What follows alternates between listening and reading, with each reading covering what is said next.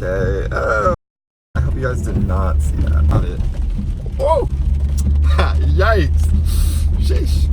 And that time, I kind of hit him kind of hard with my car. I'm not even gonna lie. Or, like, you guys, it went...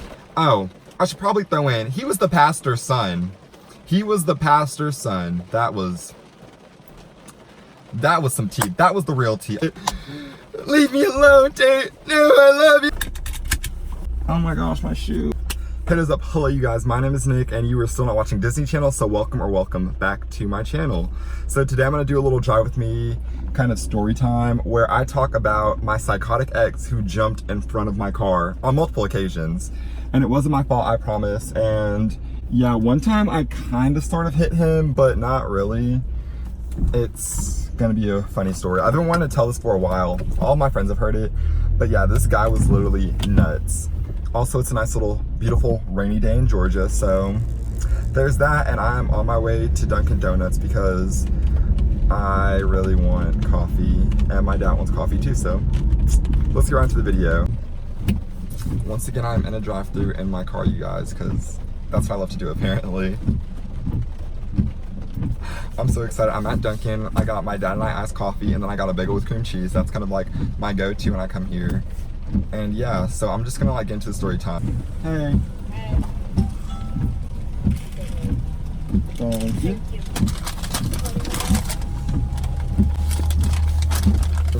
Okay. My dad's car just got freaking soaked. Alright, you guys, so 2 years ago, I met this guy named Jonathan. I went to an ice cream store with my two best friends, and he was there with his two best friends, and he walks in, and I'm like, you guys, he's beautiful. And he's like looking at me, I'm kind of looking at him, and they were like, are you even sure that he's gay? I was like, you guys, he wears Tom, like, no straight guy wears Toms. So more of the story, we're sitting here looking at each other while we eat our ice cream, and then my friends and I, we get up and leave, and I was like, ugh, like, I wish I would have given him my number. And so my friend was like, hold up, like, I'm about to help you out. I will go and give him your number.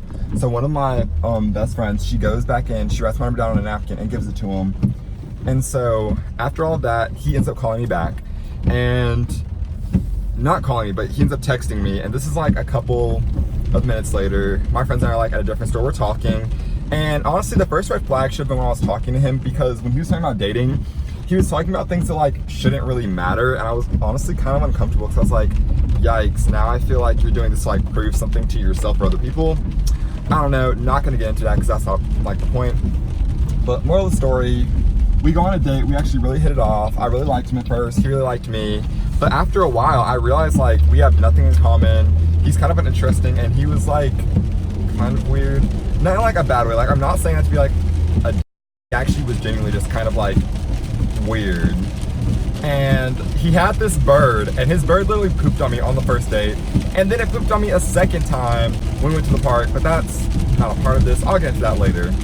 So more of the story, Jonathan is really into me, and I've kind of lost like my little butterflies, whatever. I'm just like, I don't know if I'm into it. So one day I go and hang out with one of my really good friends, and he has his boyfriend over. And so I'm hanging out with both of them. Jonathan's in Atlanta with his family, and he's like, what are you doing? Why are you over there? Because he's looking at me on my maps, because he made me keep my maps on, because he was insane. Yeah, I know. But I was like, I'm just chilling out with blank and their boyfriend. And he was like, no, you're not. And he's thinking that I'm cheating on him, all this other stuff. So he literally like finds me on the GPS and comes to the house or whatever. And he just like shows up, and he's like, I was like, well, you knew I was here on my maps already, so like, come on, like, I don't understand. I don't understand, you freaking psycho. So he comes and he's yelling at me, he's calling me all these like really awful names that I don't even think I can repeat on here without getting possibly demonetized when I do get monetized, so I'm just not gonna say those words. But he called me some pretty harsh things. So moving along in the story, so my friend and his boyfriend, my boyfriend and I, we go across to his friend's house, and we're watching a movie over there. And so after it's like midway through the movie, we were watching Monster House, amazing movie. If you're a little 2000s baby, you know what I'm talking about. Yeah, it's for those 90s babies, even though I am one technically. But yeah, so we're watching Monster House or whatever, and he gets up and he's like, I have to go. And I was mad because he literally ruined my whole night and made me look like an idiot because he's being like a psycho at the table. And he's like, are you not gonna walk me out? I was like, no, like, bye. He literally said after I said, okay, bye, like, see you later, or see you never. And we're arguing on the couch, like whispering, and everyone's like, what the heck is going on? And I was like, look, I'm breaking up with you, like, I can't do this. And he's like, no. And he's like, let's go outside now. So then we're sitting here arguing in front of everybody. The movie's still going on. Keep that in mind. It was a mess. So we go outside and he's at his car. And I was like, I'm breaking up with you. Like, this has been the worst month of my life. I can't stand you. You are ruining everything. You're a psycho. Like, this is not working out for me. And I can't. Like, you make me feel like crap. And I'm not about it. I'm really not about it. Whoa.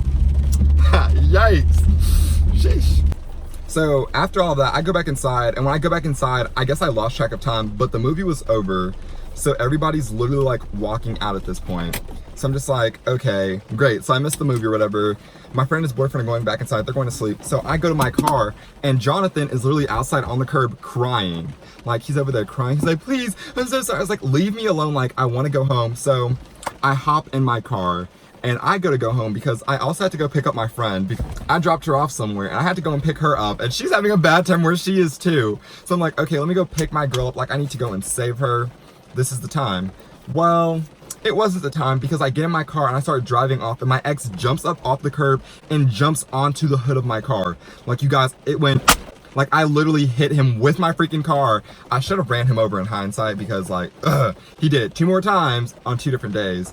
But yeah, so he jumps on the hood of my car and he's like, please take me back. And I'm on the phone with my friend as this is happening because I'm like, hey, I'm on my way to come get you. And she's like, are you okay? Because she heard the thud. And it's like, Jonathan, get out of the way of my car. Like, Jonathan, I'm going home. He's like, please take me back. Please take me. I'm like, leave me alone. Like that scene from American Horror Story with Tate and Violet. Leave me alone, Tate. No, I love you. Go away, Tate. You're all I want. You're all I have. Go away. Yeah, it was a whole mess. It was a whole mess. So, more of the story, I have to take him back for 2 seconds. And so I take him back, and then I get home and I break up with him again. So at this point, it's about a week that goes by. We're fighting, of course. And after this week goes by, he's like, let's meet up at Dunkin' and talk. Can we just talk? Can we just talk about where we're going? I said, okay, like, I can meet up and talk. And I'm also probably going to tell another story time about this crazy guy because there were so many things wrong with this relationship. But this is like the time he jumped in front of my car. But I was like, okay, like, can we just talk? Yes, we can. So we go to Dunkin', we're talking, this and that. We kind of hash things out. And I was like, but I still don't want to get back together with you. So that's not happening. So, of course, guess what he does when I try to pull away from Dunkin'? He jumps on the hood of my car again. And the lady in the drive-thru was looking at us like, yikes, like, this guy's a psycho. And she probably thinks that I'm like some serial killer trying to run people over, but I'm not. He literally jumped in front of my car again. And then he bargained with me, though, you guys. So he was like, what do you want? And I was like, Well, I've always wanted a cactus. And, you know, look, you guys, I know it was wrong to use him for that cactus, but I like some greenery. Like, I love plants, but I don't get real ones because they always die. So I was like, I'll let him buy me one and see how it goes. And it's a cactus. That cactus lasted for so long. Then I accidentally dropped it and it, like, died. But, yeah. So he bought me a cactus. I forgave him temporarily, and everything was Gucci. We were popping. We were good. Until another month goes by. And I realized I still don't like this guy, and he was just very manipulative and evil and trying to force me to stay with him even though he knew that I didn't want to. But it worked, so I guess he was getting what he wanted. So we go and we meet at this lake, and we're sitting in our cars talking because that's literally all we did. Like, we would just sit in our car and talk things out. Can we just talk? Can we just talk? Which got so old, I was like, if we have this much to talk out, we shouldn't be together. But we're sitting at the lake or whatever, it ends, and I think he might have said something to me, and I just got so mad. I was like, you know what? I'm blocking you. Never, ever talk to me again. Like, we're over. We're through. It's done. If it's over, then it's over. Woo! And he jumps in front of my car. And that time, I kind of hit him kind of hard with my car. I'm not even going to lie. Because I was trying to pull away really quickly, and he literally lunged in front of my car again.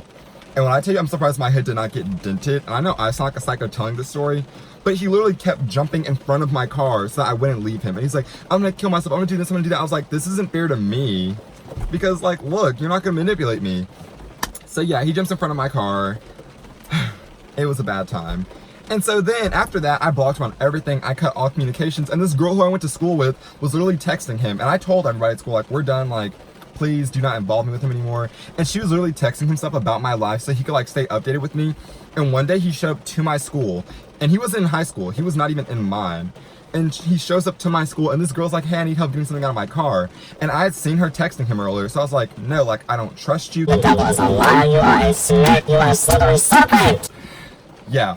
And so she's like, come out here, come help me. I was like, no. And so lo and behold, he's out there, and when he couldn't find me, because I was smart enough, I took a little back way out of school that day, and I waited.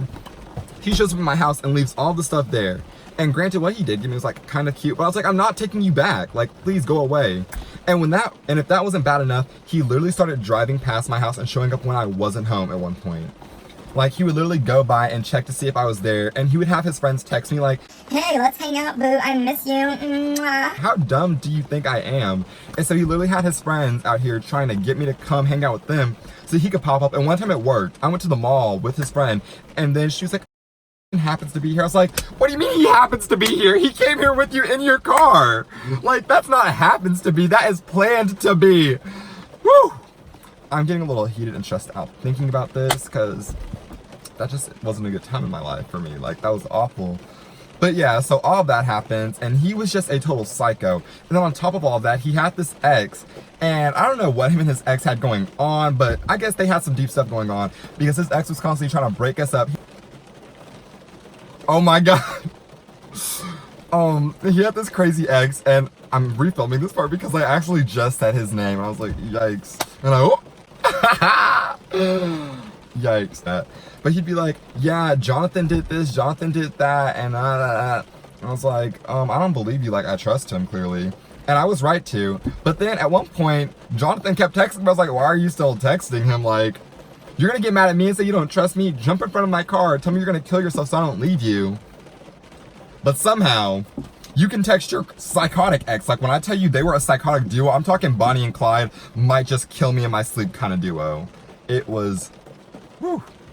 So yeah, that was a whole mess. I'm not even gonna get into that because I'm not trying to like be like ugly. I'm just here to tell the story about how he jumped in front of my car on multiple occasions, and it was not a good time.